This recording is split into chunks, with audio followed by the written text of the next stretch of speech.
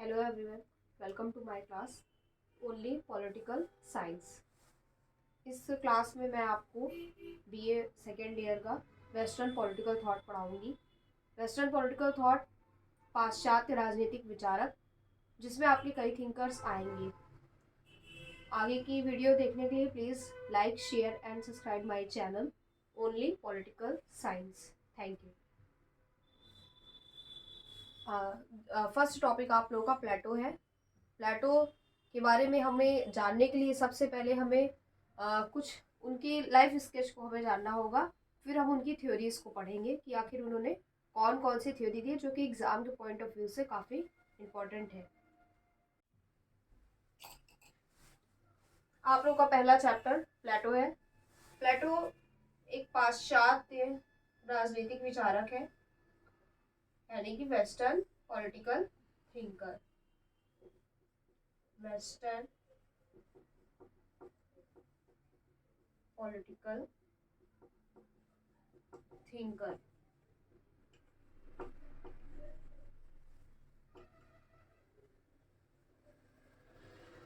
आप लोगों ने ये ध्यान दिया होगा अपने सिलेबस में कि सबसे पहले तो features of ancient Greek political thought आता है कि पाश्चात्य राजनीतिक चिंतन की क्या विशेषताएं हैं। उसके बाद आपके थिंकर्स के टॉपिक शुरू होते हैं, तो जिनमें सबसे पहले आते हैं प्लेटो के बाद प्लेटो और फिर एरिस्टोटल। दोनों ही क्या है, दोनों ही एक महत्वपूर्ण, हम ये कह सकते हैं दोनों ही एक सबसे प्रमुख विचारक हम वेस्टर्न पॉलिटिकल थॉट की किसको मानते हैं, इन दोनों को ही मानते हैं। प्लेटो जिन्हें हम कहते हैं फादर ऑफ पॉलिटिकल फिलॉसफी, इसको हम लिख देते हैं फादर ऑफ पॉलिटिकल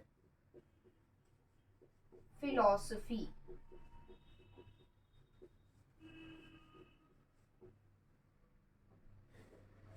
राजनीतिक दर्शन शास्त्र का पिता इन्हें माना जाता है। और एरिस्टोटल जो है उन्हें हम क्या कहते हैं, फादर ऑफ पॉलिटिकल साइंस। ध्यान से समझिए, आपके सिलेबस में पहला ही टॉपिक है features of ancient Greek political thought. Ancient Greek political thought के दो थिंकर्स जो कि आपके कोर्स में आते हैं, पहले है प्लेटो, दूसरे है एरिस्टोटल।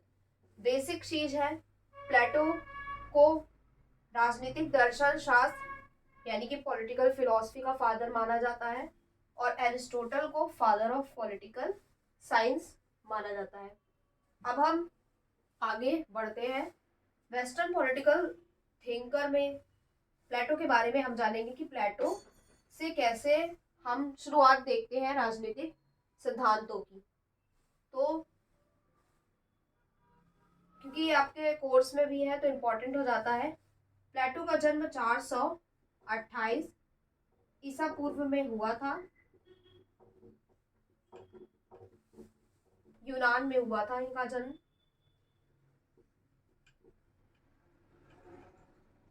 इनका पहले नाम एरिस्टोक्लीस था।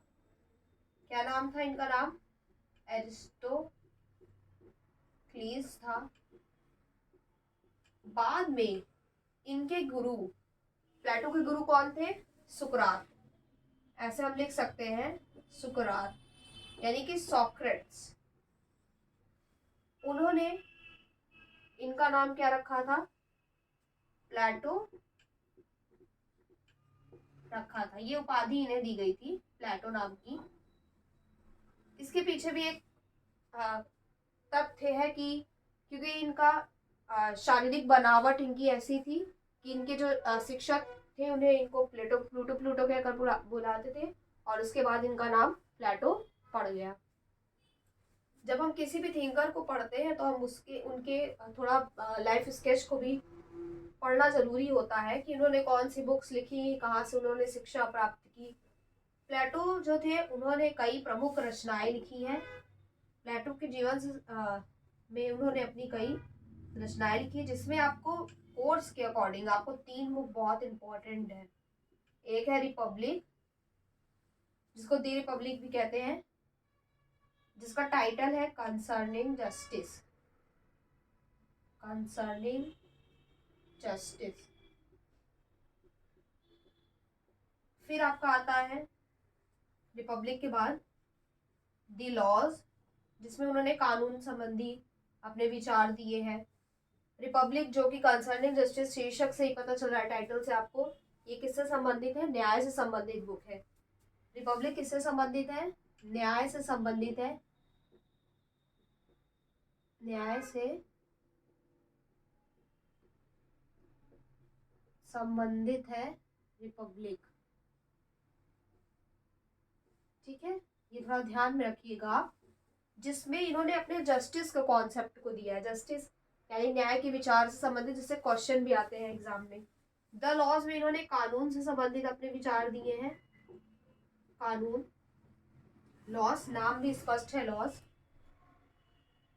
या फिर आदर्श शासन व्यवस्था की इन्होंने बात की है। क्रेटो, मीनो,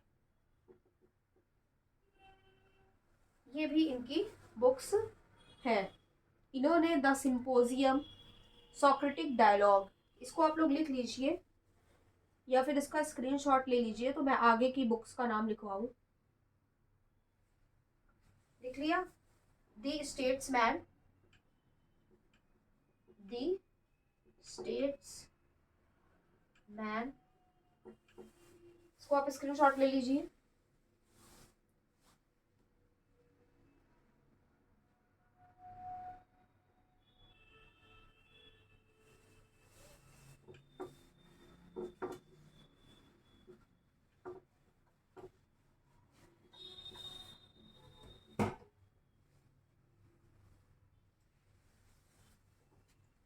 सिंपोजियम, अन्य जो इनकी रचनाएं हैं, सिंपोजियम,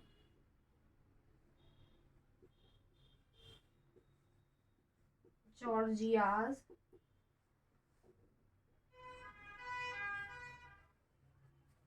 और ये दोनों आपको कम से कम 4-5 रचनाएं तो इनकी पढ़ लीजिए। वैसे इन्होंने 36 से अधिक ग्रंथों को इन्होंने लिखा है। सोक्रेटिक डायलॉग्स,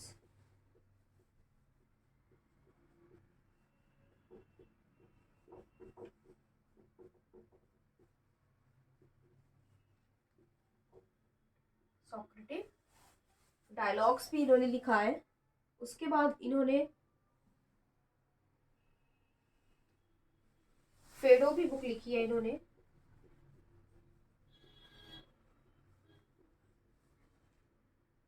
तो ये इनकी कुछ रचनाएं हैं। इनमें से जो मैंने आपको फर्स्ट 3 बुक्स इंपॉर्टेंट है, जिसमें आपको मैंने रिपब्लिक बताया था।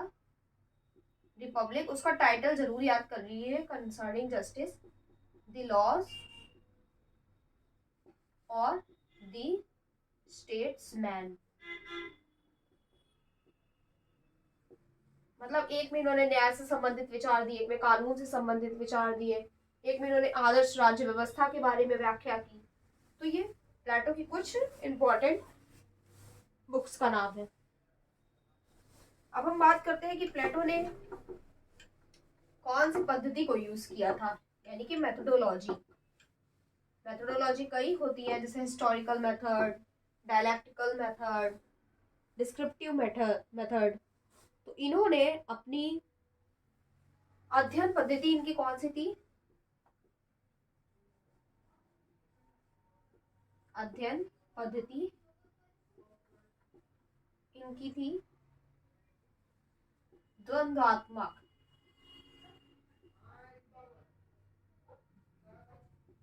द्वंद्वात्मक इनकी पद्धति थी।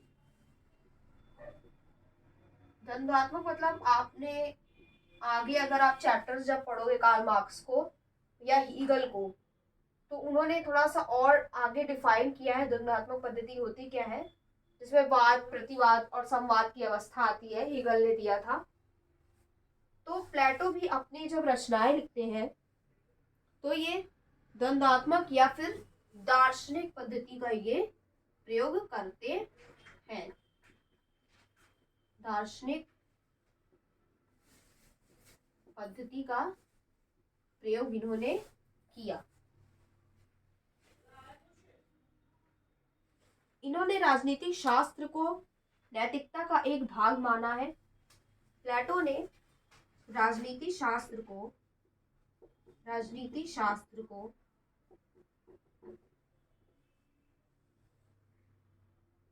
नैतिकता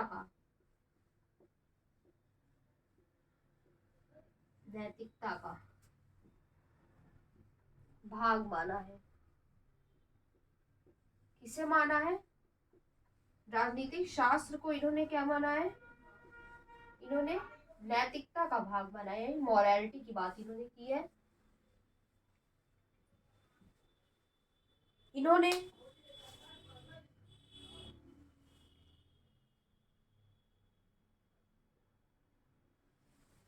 जब आप एरिस्टोटल को पढ़ेंगे तो उन्होंने आगमनात्मक पद्धति का यूज किया था, और इन्होंने निगमनात्मक पद्धति का, यानी कि इंडक्टिव और डिडक्टिव, दो थिंकर्स दो मेथड। यहाँ पर आप लोग देखिए, प्लेटो ने किसको यूज किया है? निगमनात्मक, यहाँ मैं लिख देती हूँ निगमनात्मक,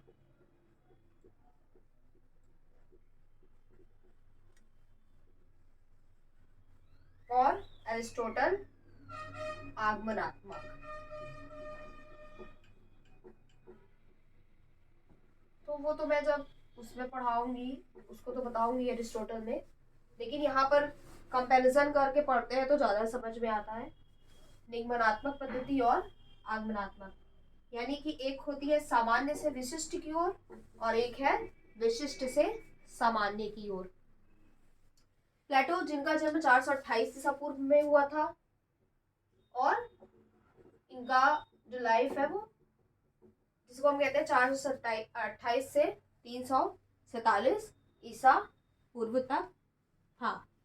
इन्होंने अपनी अध्ययन पद्धति में द्वंद्वात्मक पद्धति, विश्लेषणात्मक पद्धति और निगमनात्मक पद्धति के माध्यम से इन्होंने अपनी रचनाओं को लिखा, और कुछ अंशों में इन्होंने, मैं फिर से लिख देती हूँ, पहले मैंने लिखा था द्वंद्वात्मक पद्धति और दार्शनिक पद्धति, फिर इन्होंने निगमनात्मक, कहीं कहीं पर इन्होंने ऐतिहासिक,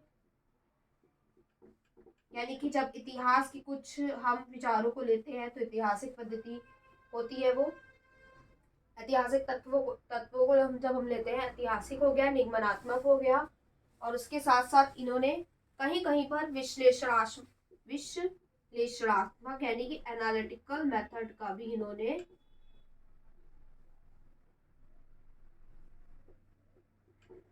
यूज किया है। विश्लेषणात्मक पद्धति का यूज किया है, नोट कर लो। वैसे एग्जाम में कभी ये नहीं पूछता है कि प्लेटो ने कौन सी पद्धति यूज की।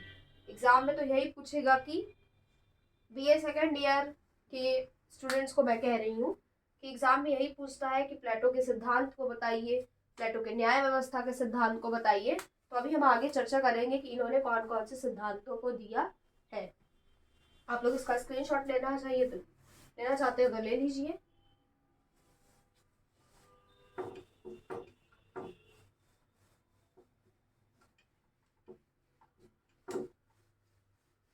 यहाँ पे हम अभी प्लेटो को पढ़ रहे हैं, इसलिए हम अरिस्टोटल को हम हटा सकते हैं। बस इतना समझिए कि सुकरात की शिष्य प्लेटो और प्लेटो के शिष्य अरिस्टोटल। पहले सॉक्रेट्स, फिर प्लेटो, फिर अरिस्टोटल। ये क्रम आप लोग याद रखे रहिए, इजी होगा कॉन्सेप्ट को समझने के लिए। अब हम समझेंगे कि प्लेटो ने कौन कौन सी थ्योरी दी है। तो प्लेटो ने न्याय संबंधित सिद्धांत दिया, यानी कि प्लेटोज जस्टिस थ्योरी,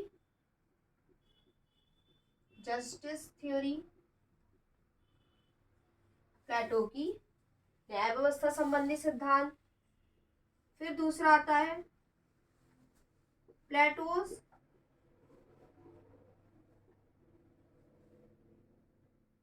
कम्युनिज्म,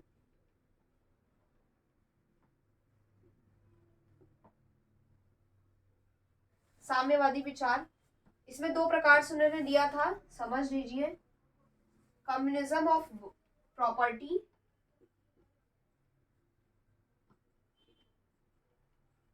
दूसरा इन्होंने दिया था कम्युनिज्म ऑफ वाइफ्स,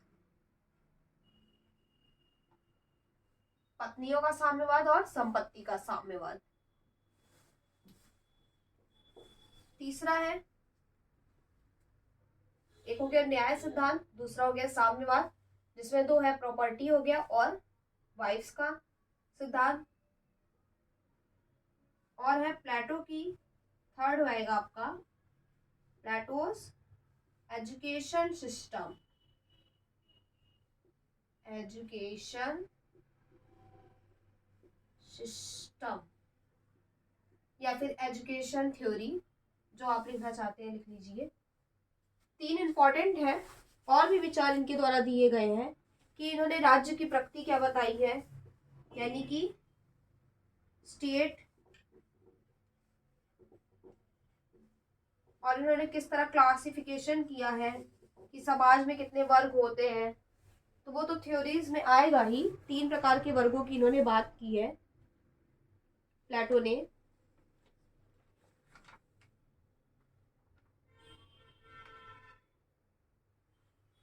प्लेटो ने शासन प्रणाली की भी बात की है कि गवर्नमेंट,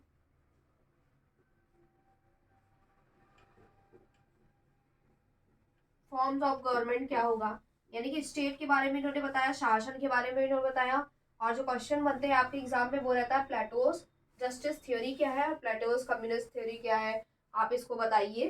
तो मैं अभी क्वेश्चन भी बताती हूँ, फिर एक एक थ्योरी को हम पढ़ेंगे।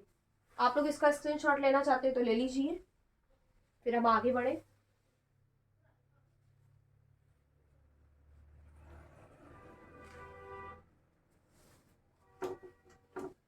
अब हम पढ़ेंगे कि कौन कौन से क्वेश्चन एग्जाम में आ सकते हैं BA second year western political thinker. तो क्वेश्चन नंबर पहला लिख लीजिए,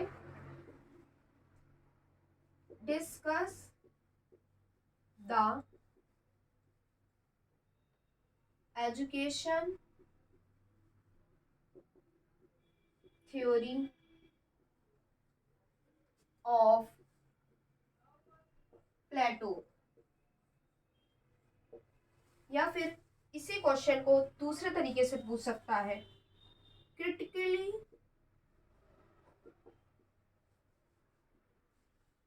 इवेल्युएट प्लेटोज एजुकेशन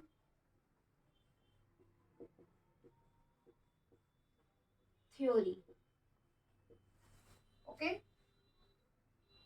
मतलब चाहे ये आए चाहे ये आए, इसमें आपको क्रिटिसिज्म नहीं करना है, डायरेक्टली आपको डिस्कस कर देना है, या अगर आपको पता है तो आप लिख भी सकते हो। इसमें आपको क्या करना है कि critically evaluate Plato's education theory, यानी कि प्लेटो ने जो शिक्षा प्रणाली का सिद्धांत बताया है उसको आप आलोचना बताइए, उसकी आलोचनात्मक वर्णन कीजिए कि आपको क्या क्या कमियां दिख रही है या क्या होना चाहिए था, क्या उन्होंने नहीं लिखा, नहीं बताया। सेकंड क्वेश्चन हो सकता है इसका कि डिस्क्राइब प्लेटोज एजुकेशन सिस्टम, क्योंकि वो शिक्षा प्रणाली है या शिक्षा व्यवस्था है या शिक्षा सिद्धांत, तीन तरीके से एग्जाम में आपका पूछ सकता है कि प्लेटो के शिक्षा सिद्धांत की व्याख्या कीजिए, अथवा प्लेटो के शिक्षा प्रणाली की व्याख्या कीजिए, या फिर पूछेगा प्लेटो के शिक्षा सिद्धांत की आलोचनात्मक व्याख्या कीजिए। तो नोट कर लीजिए क्वेश्चंस, आगे मैं इसी थ्योरी को डिस्क्राइब करूंगी कि इन्होंने आखिर इस थ्योरी में दिया क्या। पहले प्लेटो के चैप्टर से जितने भी क्वेश्चन बन रहे हैं मैं उसको लिखवा देती हूँ, आप लोग भी इसको नोट करते जाइए, या फिर स्क्रीनशॉट लेना है स्क्रीनशॉट ले लीजिए। क्वेश्चन 3 है आपका कि डिस्कस प्लेटोज थ्योरी ऑफ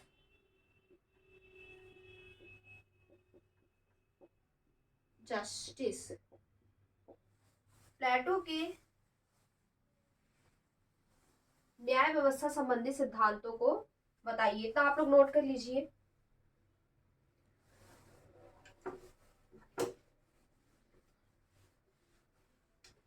अब हम जस्टिस के क्वेश्चन पर आ रहे हैं कि आखिर उन्होंने जो न्याय व्यवस्था का सिद्धांत दिया उससे कौन कौन से क्वेश्चन बन सकते हैं। तो प्लेटो के जो न्याय व्यवस्था संबंधी सिद्धांत है उसका कॉन्सेप्ट यहां से शुरू होता है कि describe Plato's justice theory.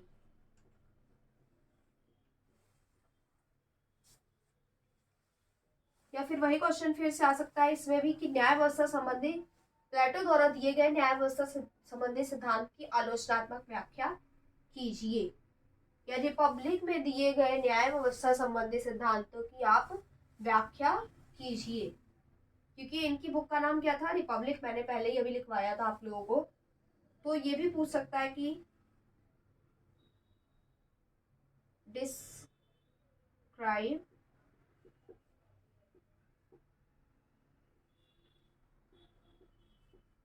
Justice theory of Plato. क्योंकि क्वेश्चंस प्लेटो से ही आ रहे हैं, तो या तो ये ऐसे इस टाइप में पूछेगा ये क्वेश्चन, या तो इस टाइप में पूछेगा, या फिर critically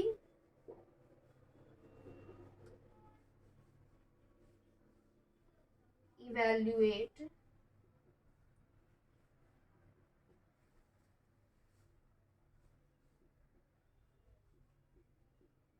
justice theory of Plato. ये हो गए जस्टिस थ्योरी के क्वेश्चन। पहले मैंने आपको लिखाया एजुकेशन थ्योरी, अब मैंने आपको लिखाया जस्टिस थ्योरी के कुछ क्वेश्चंस। अब आप लोग लिखिए इनके अदर क्वेश्चंस जो कि आपके साम्यवादी व्यवस्था या फिर इन्होंने जो साम्यवाद का सिद्धांत दिया था उससे जो पूछे गए क्वेश्चंस हैं उसको आप लोग लिख लीजिए। पहले इसको आप लोग आप नोट करना हो नोट कर लीजिए, अदरवाइज आप इसका स्क्रीनशॉट भी ले सकते हैं।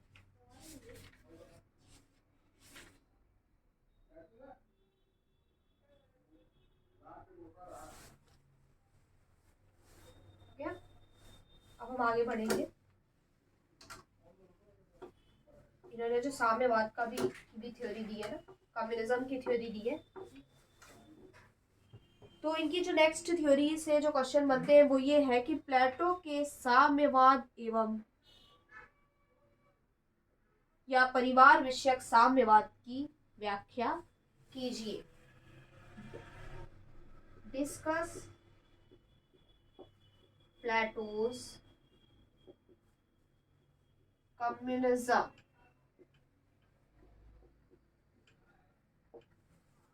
या फिर discuss Plato's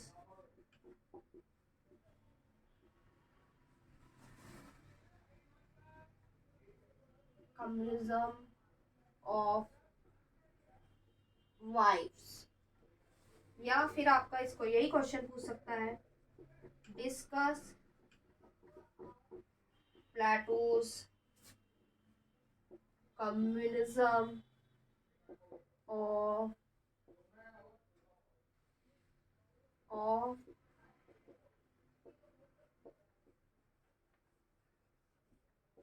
property.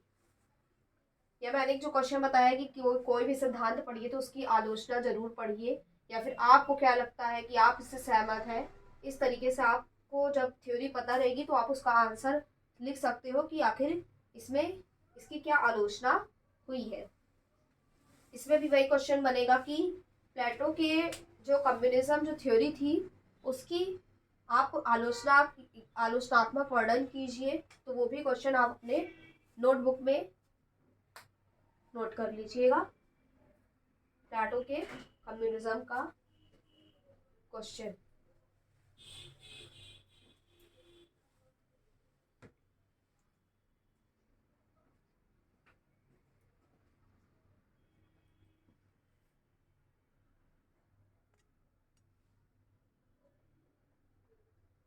Next question है आपका कि वेरी शॉर्ट है, वैसे ये क्वेश्चन एग्जाम में शॉर्ट में पूछ सकते हैं, शॉर्ट आंसर में। लॉन्ग में तो यही आपके जो मैंने अभी भी नोट करवाया यही पूछता है। अब हम शॉर्ट आंसर को देखेंगे कि शॉर्ट क्वेश्चंस किस टाइप के होते हैं। जैसे आपका क्वेश्चन पूछ सकता है कि रिपब्लिक के विषय में आप क्या जानते हैं। रिपब्लिक के विषय में आप क्या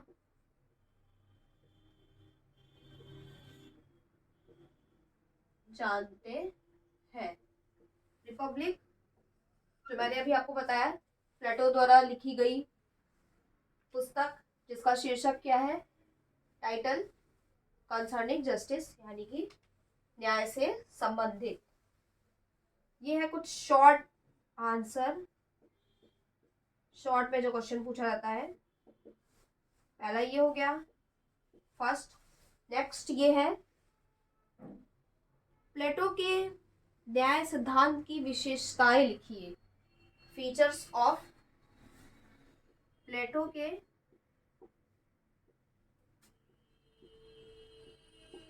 न्याय व्यवस्था संबंधी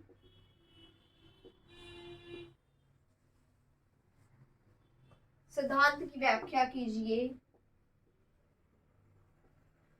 तो आपको शॉर्ट में ही बताना पड़ेगा कि उन्होंने न्याय व्यवस्था में क्या बताया है, या फिर इसकी विशेषता भी पूछ सकता है एग्जाम में, क्योंकि कोई भी थ्योरी जब आप पढ़ते हो तो आपको उसकी विशेषता, उसके गुण और दोष, उसकी आलोचना और उसका मूल रूप भी आपको पढ़ना चाहिए,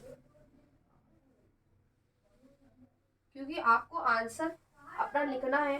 आंसर लिखने का एक तरीका होता है जो कि एग्जाम में आपकी कॉपी को और सभी की कॉपी से अलग दिखाएगा। अगर आप सारे पॉइंट्स को डिफाइन करते हो, बुक्स का नाम मेंशन करते हो, ईयर मेंशन करते हो कि उन्होंने इस ईयर में ये बुक लिखी, या फिर उन्होंने इस सिद्धांत को दिया, इस सिद्धांत की यह आलोचना है, तभी आपका आंसर अच्छा होगा और आपके मार्क्स अच्छे आएंगे। नेक्स्ट क्वेश्चन है प्लेटो के का साम्यवाद किसके लिए है। प्लेटो का बहुत ही शॉर्ट क्वेश्चन है ये।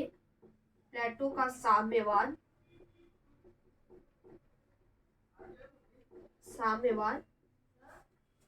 किसके लिए है। ये कुछ प्रीवियस ईयर्स के क्वेश्चन है जो आपके एग्जाम में आए हुए हैं। आपको बस ध्यान से इसको नोट करना है और इसी का आंसर अपनी कॉपी में लिखना है। अगर आप इतने क्वेश्चंस को तैयार कर लेते हो तो आपका प्लेटो का चैप्टर भी कंप्लीट हो जाएगा और एग्जाम के पॉइंट ऑफ व्यू से आपकी तैयारी भी अच्छी हो जाएगी। नेक्स्ट क्वेश्चन लिख लीजिए। प्लेटो के आदर्श राज्य की विशेषताएं लिखिए। प्लेटो के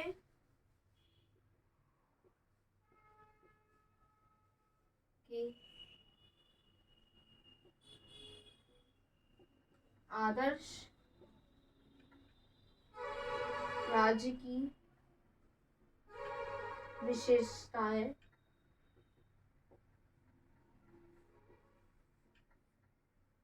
लिखिए। मैंने आपको पहले ही बताया कि प्लेटो और एरिस्टोटल दोनों एंशिएंट ग्रीक पॉलिटिकल थिंकर हैं, यानी कि प्राचीन राजनीतिक या फिर प्राचीन पाश्चात्य राजनीतिक विचारक है प्लेटो और अरस्तु, और इनकी थ्योरी भी बड़ी है। कई इन्होंने थ्योरी दी है, चाहे वो न्याय सिद्धांत हो या फिर शिक्षा का सिद्धांत हो या फिर साम्यवाद का सिद्धांत हो। प्लेटो के चैप्टर से यही आपके इम्पोर्टेंट टॉपिक्स है, इसको आप कवर कीजिए। और नेक्स्ट वीडियो में मैं आपको प्लेटो के जस्टिस थ्योरी को डिफाइन करूंगी कि प्लेटो के का जस्टिस थ्योरी क्या है, इसके गुण क्या है, इसके दोष क्या है, इसकी विशेषता क्या है, और साथ ही साथ इसकी क्या आलोचना हुई है, आलोचनात्मक वर्णन। तो आप नेक्स्ट वीडियो देखने के लिए आप इसको भी तैयार कर लीजिए, फिर मैं नेक्स्ट वीडियो अपलोड करती हूँ।